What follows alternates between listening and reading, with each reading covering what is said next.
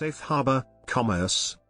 In the context of commercial takeovers, safe harbors function as a form of shark repellent used to thwart hostile takeovers.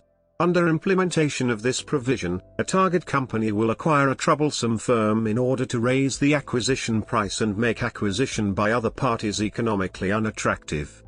United States.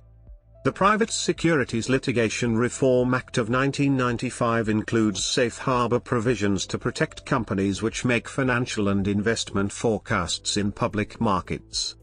The United States Department of Commerce runs a certification program which it calls Safe Harbor and which aims to harmonize data privacy practices in trading between the United States of America and the stricter privacy controls of the European Union Directive 95/46/EC on the protection of personal data.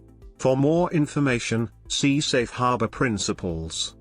The Public Health Service publishes a set of safe harbor rules within Title 42, Code of Federal Regulations, to preclude life science companies from withholding important medical information from the public for fear of being prosecuted for Medicare violations. It is illegal for a firm to advertise or promote a drug, biologic, or medical device for a purpose other than an indication approved by the Food and Drug Administration, recommending such off-label use for a product subject to reimbursement under Medicare or Medicaid constitutes felony fraud. Safe Harbor establishes rules defining when and how such information may be published, for example, medical journal reports of clinical trials, without the company running afoul of advertising and marketing restrictions.